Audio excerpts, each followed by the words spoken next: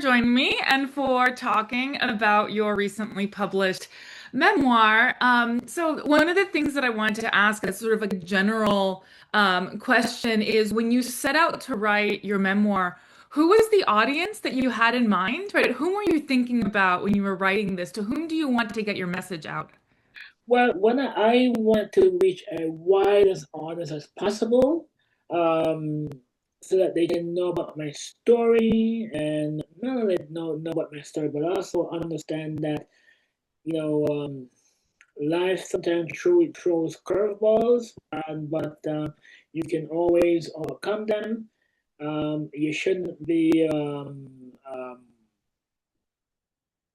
defeatist and not wanna, make a make a take a chance. So I wanted to let people know that you can there's no you can overcome any adversity. You just got to get up and make the first step and ask others to help you, and they will help you. That's really wonderful, and it's a good lesson for everyone to learn. So again, sort of thinking about the motivation to write your memoir. So wide audience, but then the other question is why now? Because you're young, right? You still have a lot of life left to live. You still have a lot of story left to tell. What made you stop right now and say that this is an important time, either externally, globally in the world, or perhaps internally, personally? That motivated you to really want to tell this message now? Yeah, I wanted to do it now because it says, I don't want to delay it. I think it's always when you have a chance to do something, you should do it and not want to put it off to the future because you never know what can happen. You can get killed tomorrow. Anything can happen. So I said to myself, okay, the opportunity presents itself. Let's get it over and do it now. So, would you expect maybe to do a part two once you've been through another set of exciting circumstances in your life? Maybe Yeah, when you're 70 and you're looking back? yeah. Why not? Why not? Yeah, why not? Exactly. Um, so your writing style is very distinctive, right? I do a lot of like literary studies, and so it's very immediate and it's vivid and it's forceful. I would love to hear maybe what were some of your literary influences, or maybe just prose style influences as you were composing the actual writing of the piece, or was this just something that you felt was kind of spontaneous? You wanted to be unfiltered and unmediated through other sort of literary models? Well, when I was growing up, I did read some of Shakespeare stuff. I did some read some Shakespeare. There's also Langston Hughes. There was also Jamaican writers um, like and poet like Mota Baruka. There was also you know I also like the style of some of the biblical authors like Isaiah and Jeremiah and King David and King Solomon. So I kind of pull from all realms, so to speak. Yeah, absolutely. And the influences that you're mentioning here go all the way from the really big, the epic, right, the historical, to the really deeply literary, or like Shakespearean influences, but also the very personal and sort of emotional t style of writing, which you see in some of the more poetic influences that you mention. And so it's interesting that, right, your writing reflects all of these different influences, definitely, but still obviously has something of your own because it is your memoir. So the structure of your book is very episodic, right? So the way that you approach your storytelling is by kind of jumping in to different parts of your life and really narrating this like little like sort of vignette style. So this is kind of the big question is that what maybe what were the more difficult episodes to think about, right? Like what are, what are some of the things that you really struggled with, but you still felt were really important to communicate? Um, the part when I was essayed, that was very traumatic, and it took me. At first, I didn't want to put it in, but I was saying, you know what, I wanted to put it in because that was very significant event, and to leave it out might um, cheat the reader of the full uh, you know, um, experience of my life. Do you hope maybe to connect with other people who have experienced sexual assault also in their lives? Yes, yes, yes. And hopefully too, sometime in the future, I might do a TED talk and go on about how to navigate being sexually assaulted. But with me, if you notice in my episode, I reach out to a very, very close member of my family, one of my aunts, and you know what they did was somewhat rough, but they decided that they didn't want to. It also ties into the reality of class, because um, when you have a certain class structure and you have money and you have hidden trusts and offshore accounts, so that we can do things. And a lot of times, some people think going to the police might be counterproductive. In that it might be giving them for one family. It might create something for public circus, and the individual might get off on a technicality. So they decided, rightly or wrongly, that they were gonna do something really harsh in response, and you know, and and that's how they played out. Yeah, the characters or the depiction of your aunts in your book are personally one of my favorites. They are described both admiringly and lovingly, and also with gratitude. And so they stand out in the book as just a really important presence, reflecting elements of your family, reflecting some of the thoughts that you're having about class, but then also, right, the very deeply personal element of how they stepped up and helped you. Again, whether, rightly or wrongly, this was such an important influence in your life. So this may be a little hard to talk about, but would you like to maybe elaborate a little bit on how this episode may have affected later aspects of your life? I mean, it seems that one element of your book, for instance, is your kind of like your budding sexuality yourself. Do you feel that having both of those narratives there draws a connection between those experiences or the vulnerability of the assault, if that maybe plays a role in some of your experiences later when you're describing your homelessness? Yes, I think it's when a 10-year old is sexually assaulted, it's very traumatic, and it's I don't care how strong you are, a 10-year-old can't fight up an adult male.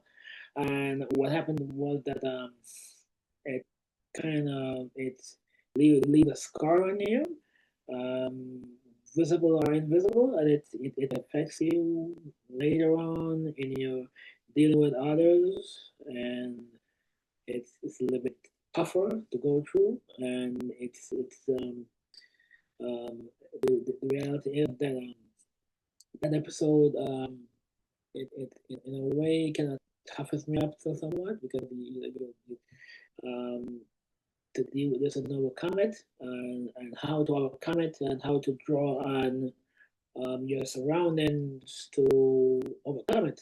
Because I don't care how strong you are, when you're sexually assaulted, you can't fight it alone. You always have to get up, and that's one of the hidden messages on the book. Is that no matter how tough you are, when you're a 10-year-old being sexually assaulted, um, you're gonna have to get help from somewhere. more help better live with it, both physically and mentally later on in life. Definitely. And that theme of toughness, but also resilience in the face of adversity and challenges is such a theme that is woven throughout the entirety of your narrative, really. And in fact, is reflected in your title, right? That is one of the impressions that people come into when they read the book. Just because the title sort of primes the audience to have that perspective. How did you choose that exact title? I know. Well, I look at people in history. We have people like Indira Gandhi from India. There was also Margaret Thatcher in England, and there was one strong woman like Deborah in the Bible. So I said, I want something very dramatic, and I said, hey, my experience is more in tune with their experiences. So it says, hey, the Iron Lady. Yeah, I definitely thought Margaret Thatcher when I saw the title of your book, and so it was interesting to see, right, using that terminology that is familiar to us, especially, right, you cite female influences, right, and female models there because it feels like anyone can be tough, but there's a specific set of circumstances that women undergo, and that's one of the things that you explore in this book. And this is something that touches on a lot of, like you say, the hidden messages and the inherent reflections in your book about elements like gender and elements of class. But I felt that the way that you structured your book was such a excellent example of the kind of the narrative advice that is always given to show and not tell. Right? A lot of the reflections, a lot of the conclusions that you are showing in your book, you can read those in abstract theory or like political commentary about class, but you actually embody, right, those reflections, and you don't just base your story on kind of theoretical and abstract models, but rather you ground it in lived experiences. And so that's a very interesting element of the way that you structure your narrative, and all the different sets of messaging that you're able to get out into the world that way. So, just to kind of push into that a little bit more, maybe an element of class and sort of how we situate your story socio-historically. One of the most vividly presented episodes of your book is your prolonged time in San Francisco under, let's say, less than luxurious circumstances, right?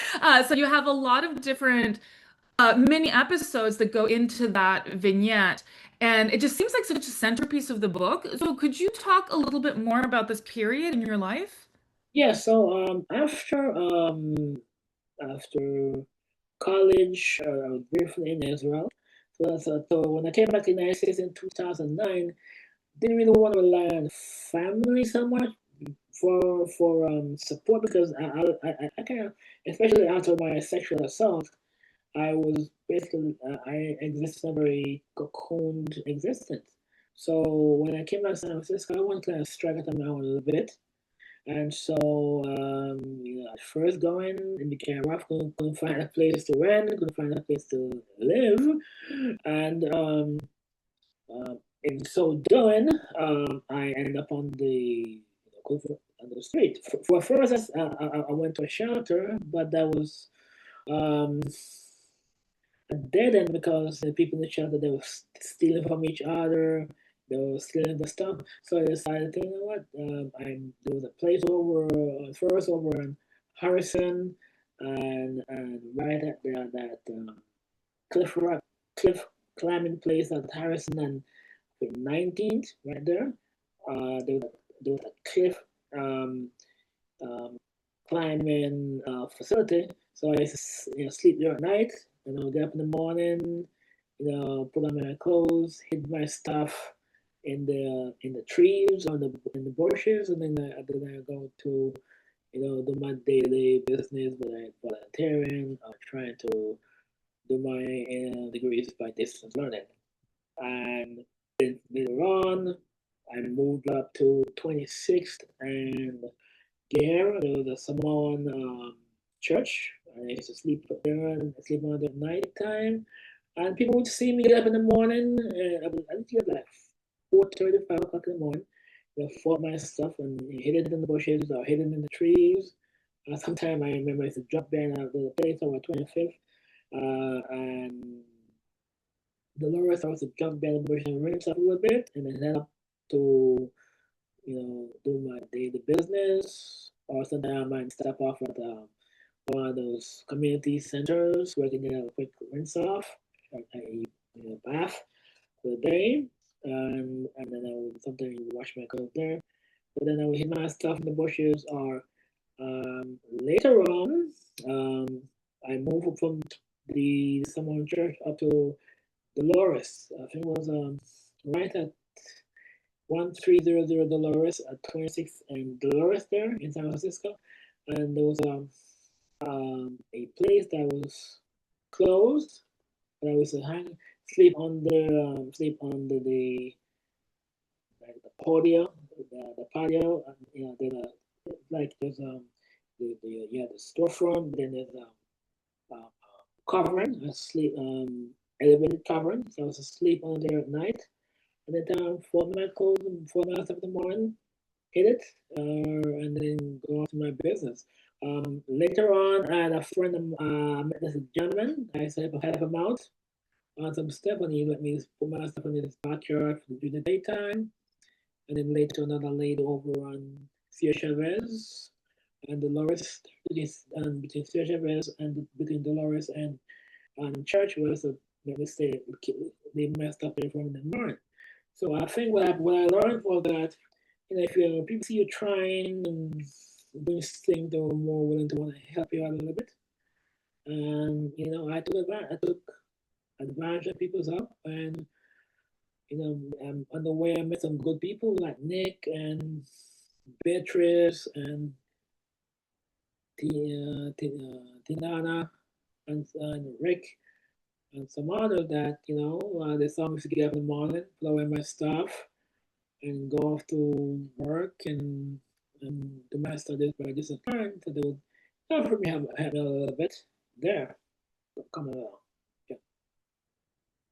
Yeah, thank you. And the fact that you ended that description with the personal relationships that came out of that, I think is also an important reflection in your book, right? You name specific people as playing really important roles in your journey. So just to sort of continue thinking about those circumstances, right? San Francisco is currently your home still, right?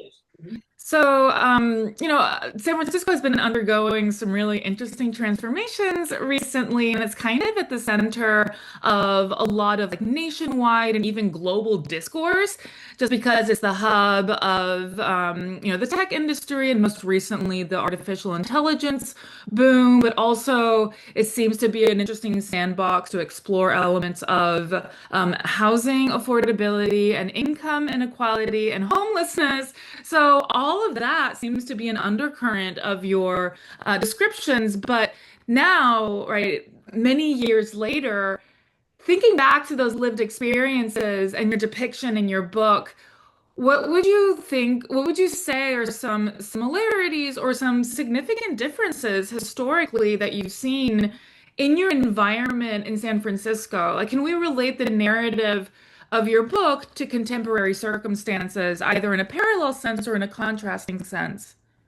Could you kind of be more specific? Like, do you feel that the homelessness that you underwent was it similar in the circumstances as the kind of contemporary homelessness that you see happening here, the kind of crime that you observed? Do you still sense that that is the same, I guess, like social historical circumstances that is leading to all the crime in San Francisco now? Or do you feel that things have changed? Has the tech industry and the influx of a new set of people with different kind of wealth affecting things? I don't know, just sort of like looking out your window, do you note any difference or similarity to your, to when you were younger and you were undergoing this very dramatic relationship with the city? There's some similarities and there's some differences. I think back when I went through that episode, uh, there were less of the there was a tech influx, yes, but less than what we have now. Two, I think the homelessness issue has been hijacked by people who really don't want to help the homeless. They just use it for their political football, whether they're on the left or on the right, to further their goal. What I learned in my experience was that um, the simplest way should always be, just take say 1% of the budget and just focus on just build some housing for people who can't afford or people who are homeless, and make them available to these people. And then from there, those who need work, then give them a job. Those who need mental issues, need to get mental issues while they're in their place, but in their place of new residence. But the current model, based on what I've experienced, the current model that I see is that they're just taking people and just tossing them around like football, like a piece of commodity, and they toss them into these shelters that are nothing more than warehouses. There is no thing for them to climb out of it, and they're just used. And in terms of that, in a lot of these issues, it just these homeless people that just these individuals are just being used to make money, because you go to these shelters, right? You gotta spend money for the rent, and you spend money on the to hire profit people to run it and prepare food and all that stuff. So it end up costing a lot more than just taking the money and just buy some land and build some house and give them to them. And that's what I have discovered, in that the situation has gotten much more intense, and in that increase in intensity, it hasn't really um, allowed rational voices to provide a rational solution. All we have basically is just, the first thing out of people's mouth, oh, we need to build more shelters, but the shelters actually cost more than just say take some take some funds and say, out in the country area, not to find a buy some land and build houses and put people in them.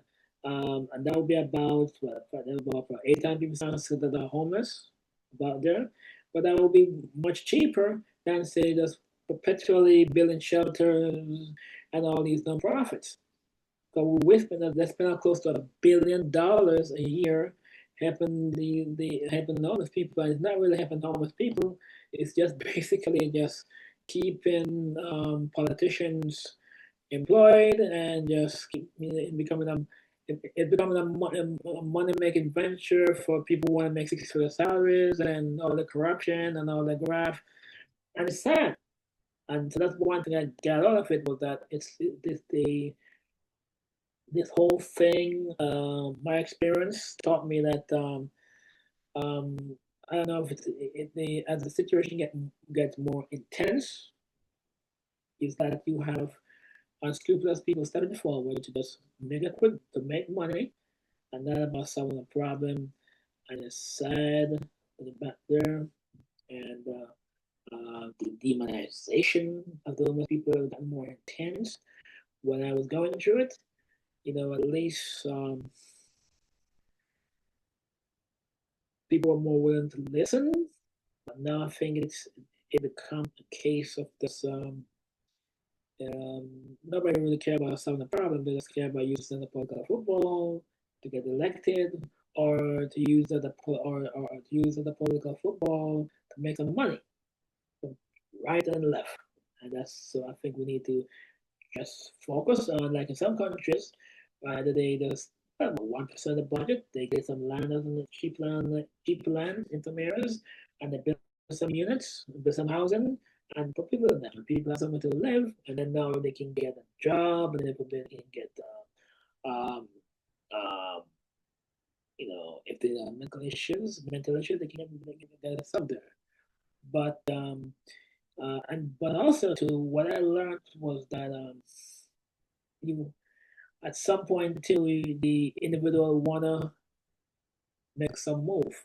Because a lot of times you see people, they live on the street and they have all this stuff, and they're not really they sleep all day, and they just smoke, they sleep all day and just do shoplifting, and that's why, and some people gonna use it as an excuse to further demonize those people. Thank you. That was such a thorough response because I wanted to ask and investigate this vein because we met through political work. And even though you don't, right, like address policy and political motivations explicitly in your book, there is that undercurrent of a very rational and rationalist perspective, like you said, right? Whether it's right or left, you're tackling this from an issue perspective, and you have this combination of both having experienced it personally, but that only gives you part of the part of the story. You also have, right, the platform that you mention elsewhere, right, of a certain degree of privilege, of a certain degree of like class privilege and wealth. Um, and so that also informs, right, your interpretations and your possibilities for, for policy recommendations. So again, even though it's not actually like a chapter in your book, these are my policy recommendations. I feel that you're laying the foundation and you're kind of setting a very fertile ground for these kinds of analyses and these kinds of conclusions to draw from your narrative. Yeah, that's not a great assessment because I think my experience was vivid and it gives me okay, I'll talk about hands-on knowledge of the situation. Not somebody who just have a degree, even though I have a degree. Somebody that's speaking, somebody who have a degree is talking, talking off their head. I actually lived it, and so I kind of know what works and what doesn't work, and I'm always open to dialogue with anybody who want to further this issue.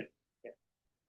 Yeah, the openness is also really well illustrated in your book because the vignettes that you describe are drawing from a remarkably broad sort of set of populations across many different identity axes, right? The idea of kind of old European wealth, also sort of the academic environment of Oxford, and then, of course, your sort of more street environment in San Francisco, and then also intersecting with some of that political, so like the political solutions, right? You mentioned, some of the people that we know in common from our own political work.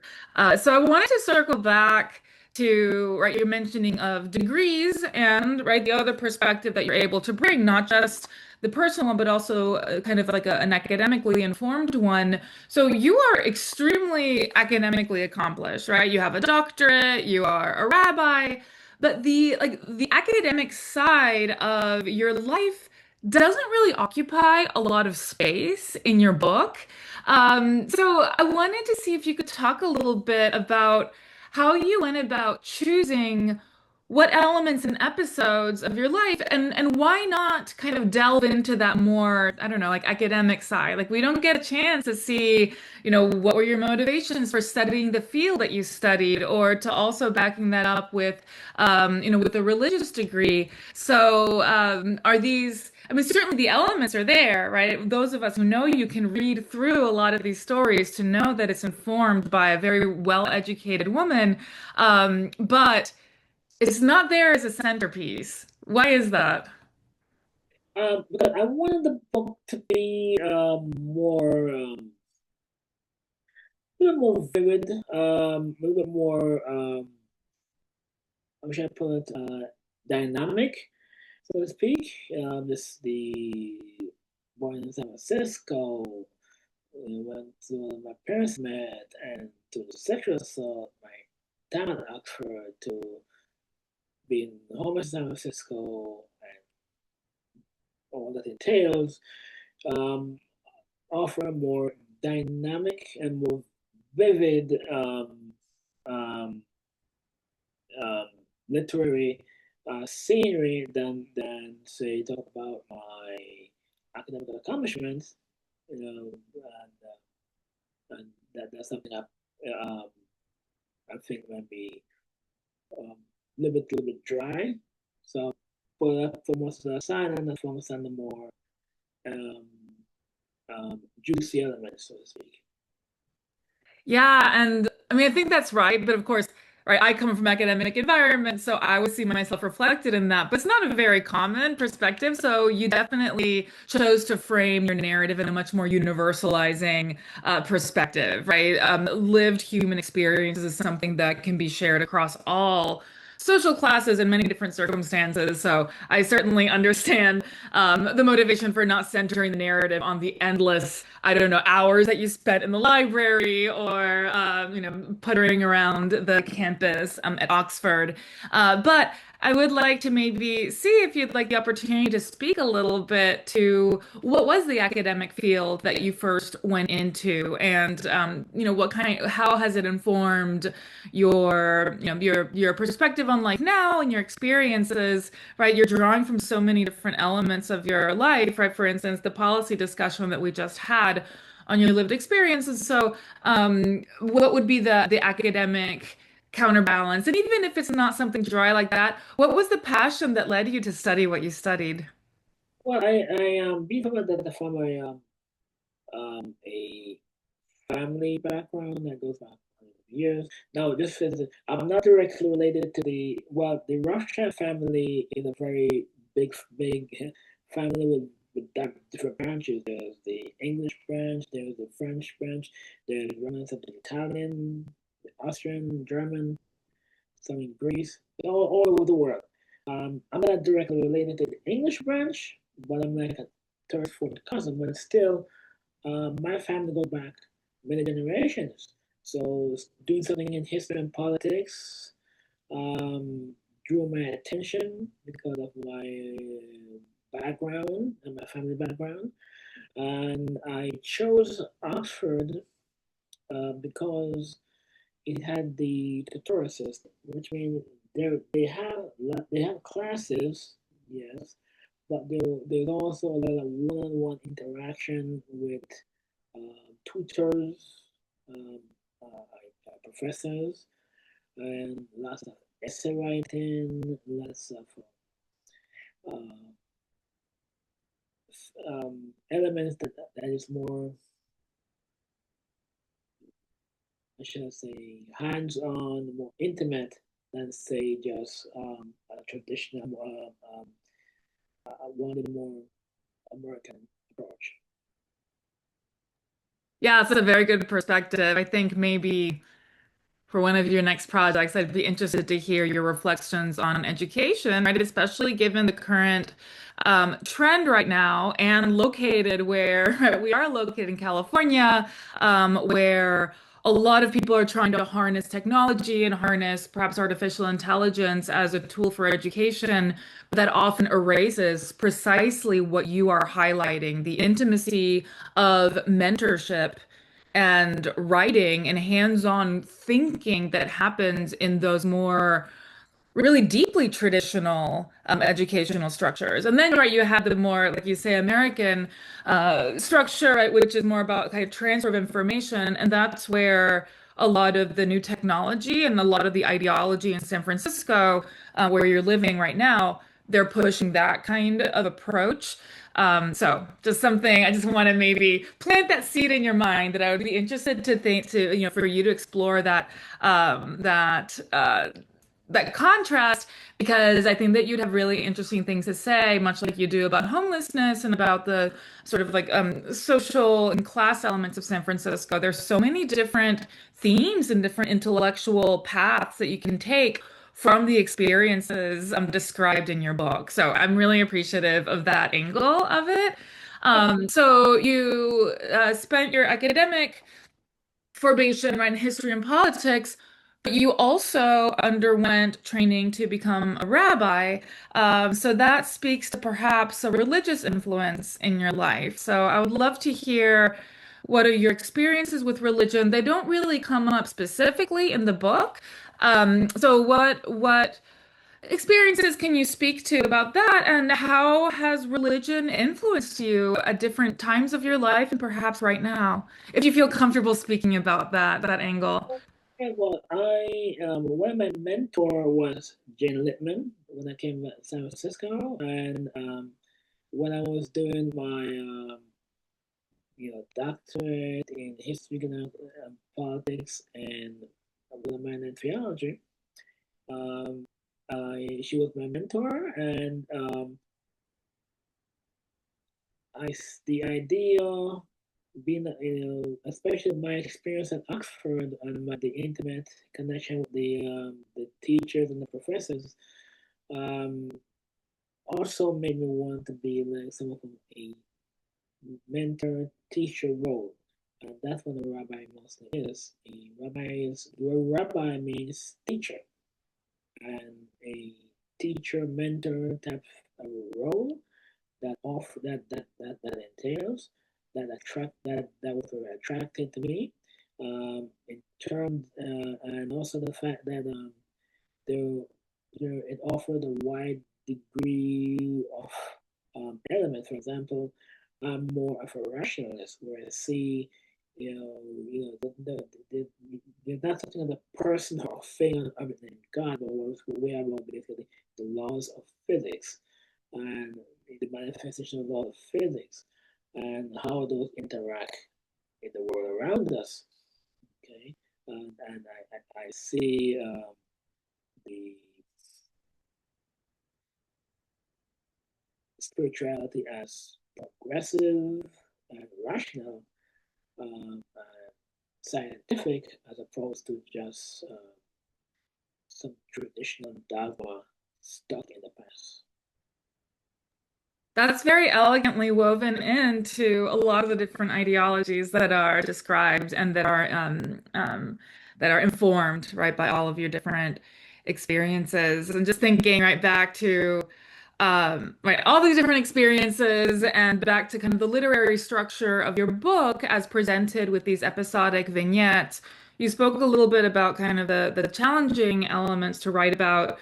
Which ones were perhaps your favorite stories that you wrote that kind of just like flowed out really quickly and easily during your writing process? What was your favorite thing to write about? In the book, um, I think the period of my sexual assault, because it was very personal, intimate, and it was something that touched me greatly. So it basically just flowed right out. And I say it, I can't rather not say it because I experienced it and I lived it. Um, and it touched me personally. So it was very easy. That was one easy story that came out. And it was a way of also getting things off my chest, so to speak. Um, and it was and I think that's how that one right there, and after that, to also my other experiences with my we talk about my mentor when we were growing up, my nannies growing up, they were also very close to me, living it like that. And far as a book that where to talk about actual things that touch me personally, very intimately, those were the easiest parts. And then, later on, after that, my experience in uh, the streets in San Francisco, and then uh, So I assume there was a personal element that reflected back on you during the writing process, because a lot of our conversation and the original framing was centered on, right, who your audience is and what you want to communicate. But something else that happens during the writing process is kind of personal transformation. You speak to what sounds like a very cathartic experience. Do you feel that you are different now after having written that book specifically? Like, was the process of writing in some way influential or transformative, like in a meta way? Yes, yes, indeed. Yes, yes. And interestingly, that was one of the reasons why I wrote the book too. My way of, revealing and getting it out there, so we can, you know, close that chapter and move to the next couple of chapters. And it was very, it, very more of a way for me to, it gave me a chance to reveal my inner self a bit and to be a little bit more blunt about who I am and to be accepting of who I am, and the world will be damned. Absolutely. That's a beautiful way of framing it. So obviously this book is right decades in the making because it's drawing from your entire life. But how long did it take you to actually sit down and write it out? When did you first have, or just like the timeline? Right, we've spoken about the motivations, we've spoken about the influences. What about just like, when did you have that moment that you're like, this is the time? And yeah, and I'm just interested in the mechanics, right? How long did it take you to compose your narrative? But interestingly, it was after I, get my own place in San Francisco and completed that journey and overcame that obstacle. Um, then the following year, I said, well, you know what? I want to tell my story. And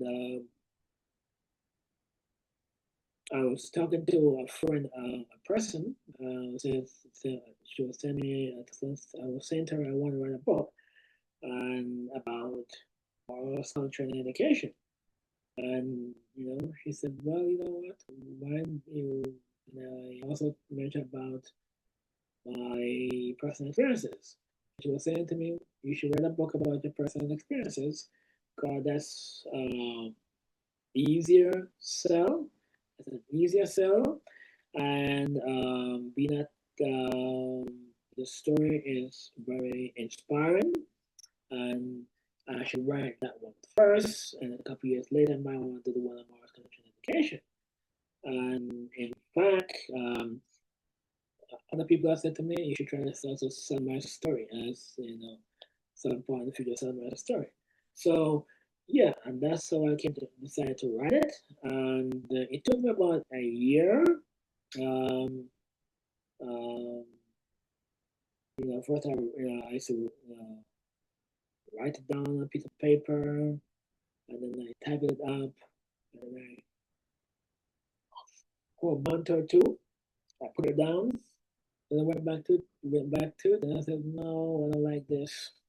A little bit too boring, so just pull it apart and just go with the more vivid stuff and a more fast-paced rhythm. So that's why it's just basically about 120 pages, quick and fast, and done. I didn't want to write no 800-page book. I wanted something to be very vivid and quick. And I think there's room at the table for autobiographies that are quick and vivid, and that's what I wanted. Absolutely. Yeah, it has that vividness and that directness of your prose styling. So it seems that you were very strategic in the framing and in the styling and in just like the structure of the book. And so we already talked about how that maybe that clearly motivated your decision not to spend too much time on kind of the academic side. But I'm interested to hear if there are any other big episodes of your life that didn't make it into the book, right, that you thought about writing, but then you ended up not putting in there. So what are your, yeah, like what's like the other side, right? What are we not seeing in your narrative? Interesting. Hmm, I didn't go into detail much or anything about my experience in Israel, the suicide bomb attacks. The I just barely mention it, just touch on it and move on because it's yes, I want to be vivid, but I don't think that would be very helpful in my autobiography. In that it would lead away from what I'm trying to get at. I want to be focused on my intimate life story, and so I didn't put a lot on that. I kind of push it to the side. I barely mentioned it. One or two sentences, and then push it to the side. I also didn't go into much detail. I talk about my family somewhat. Yeah, yeah, I talk about his family, but I didn't want to go into too much detail about my privilege cocoon line growing up. I talk about it. I was born, but then I move it forward. Keep moving the story forward.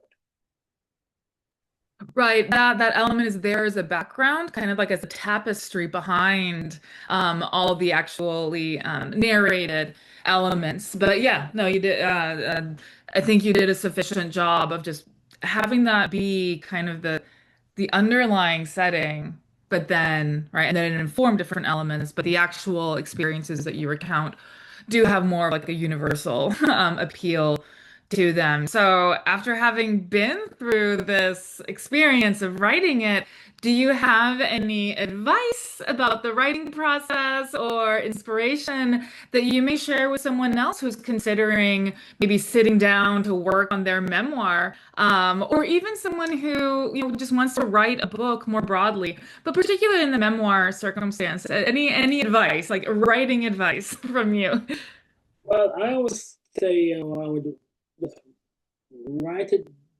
Um, I would basically how to approach this is that first of all, write down all your key life experiences or life events on a piece of paper first, and then as time goes, you just keep filling the blanks, filling in the gaps, filling the gaps, filling the gaps, and then when it's reach a certain point, you have somebody read it, give you some feedback, and then you begin to weave it and tighten it up a little bit as you go by.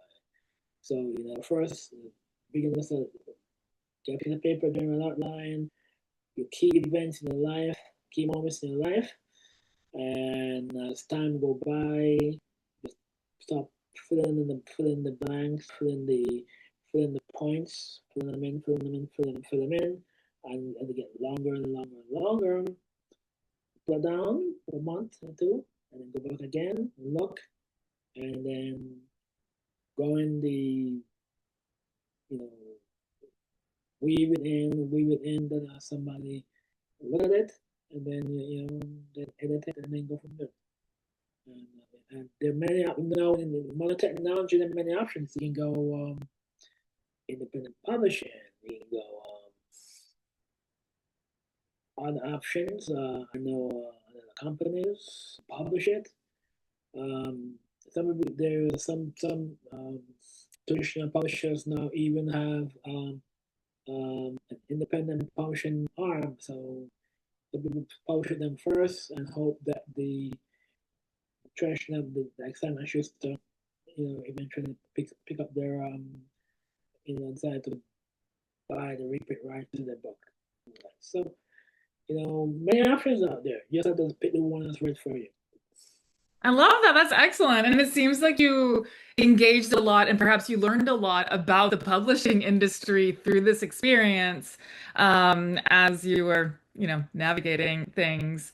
So, now that the book is out, how have people in your life, maybe even the ones who were depicted in the book, how have they reacted? What has been the response, to the people maybe who saw drafts who gave feedback.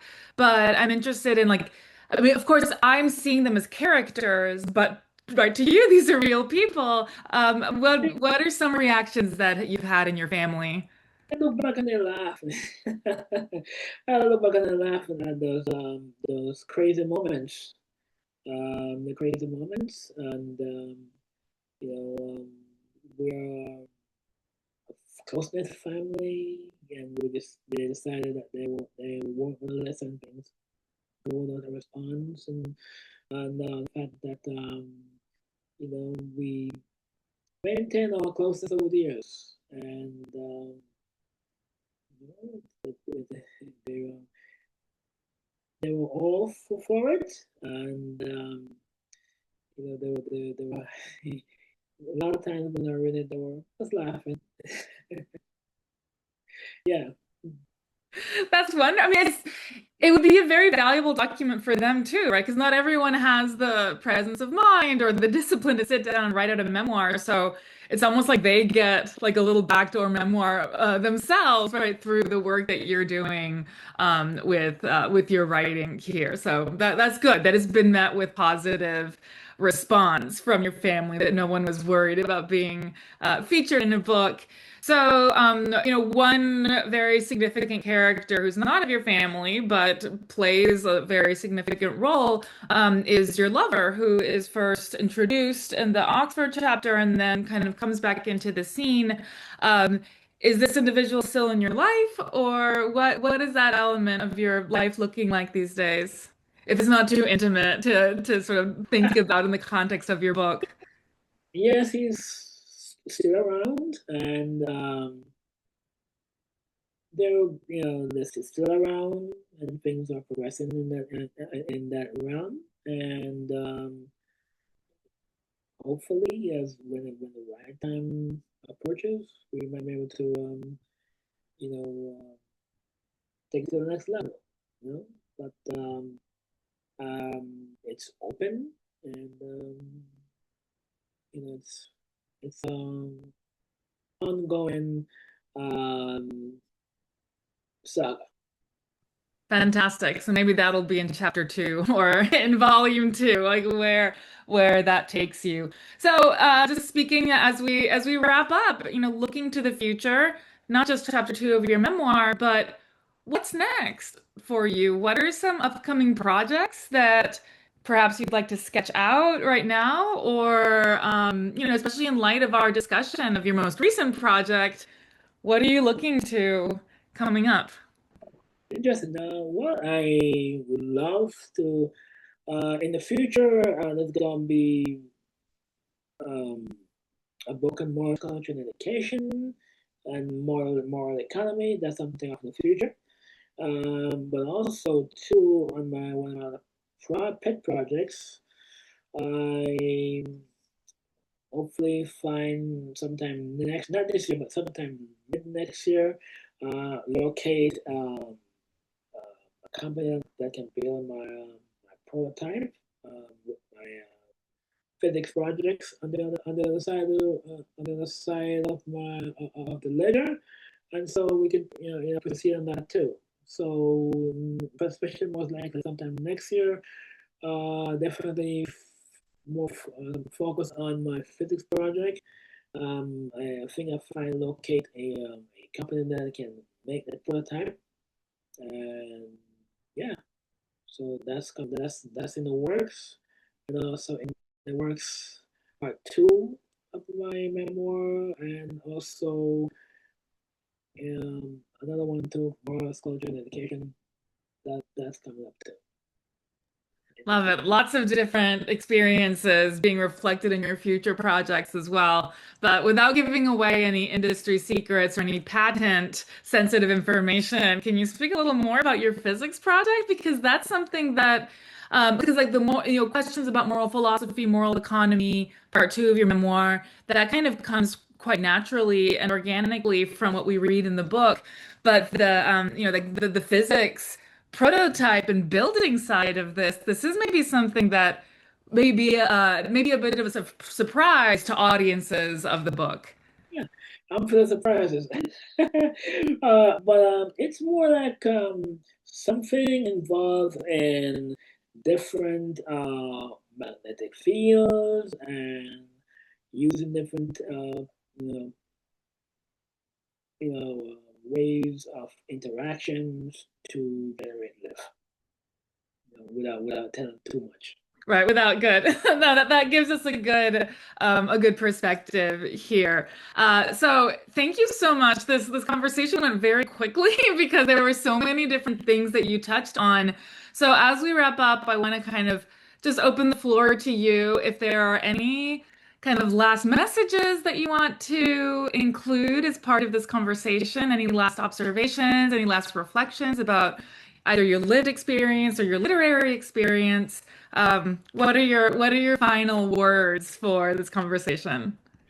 Yes. First of all, I think my experiences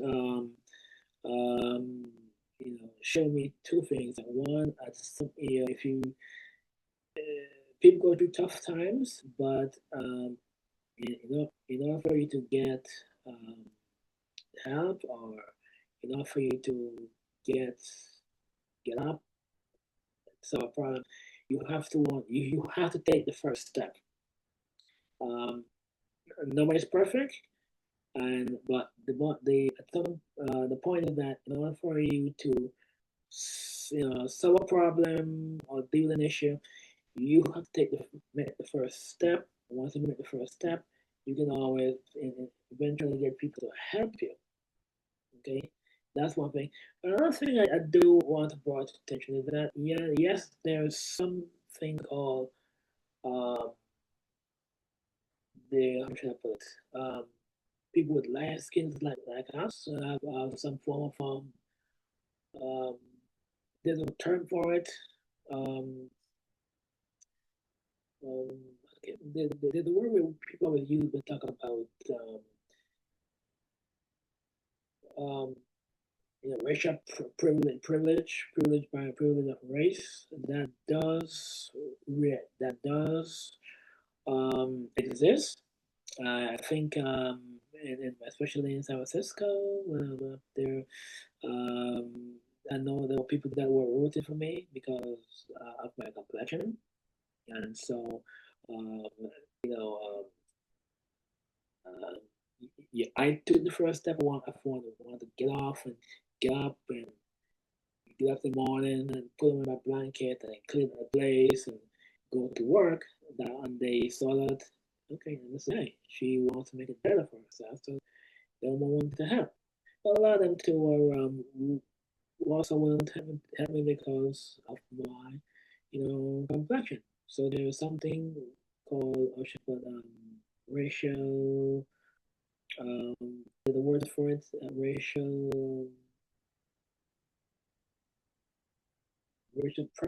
racial. racial solidarity, maybe? Did you find?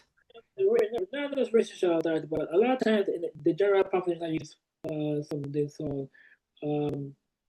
racial privilege, or there's a word there's something the word that people sometimes use to talk about when people by a certain complexion might have a certain um, little advantage. That sometimes comes. That sometimes rare things short, manifest itself in reality. So yeah. Wonderful. Yeah, I love that you're ending on this note of resilience and of picking yourself back up, now understanding some of the surrounding circumstances, such as, racial privilege, or, also like lots of different intersecting identities get discussed in your book. But that was a very elegant way of ending this conversation because that's how we started, right? What was the motivation to write this? Who was your audience? And right? The messaging of picking yourself back up and of finding that strength and being tough and being resilient is both the kind of the beginning and the end of your book. So thank you very much for having this conversation. I wish you best of luck with all of your upcoming projects, and we're looking forward to, hearing more from you. Yeah, and thank you again, Anna, for taking the time to speaking with you today, and this conversation was very, very, as they always say, time flies when you're having fun. So and I would say racial privilege does exist. It's a reality, but at some point too, you also want to make the first move. Yeah, yeah, absolutely. And you've reached that you struck that really good balance in your book. Well, I hope you have a wonderful day and you stay in touch. And thank you again. Yeah, So you should have the recording kind of on your computer, but let me know if there's anything that you need me to do in terms of like I can find the file and email it to you if you can't find it on your computer. But yeah, I think that this has a lot of material to think about. yeah. Bye bye. Bye.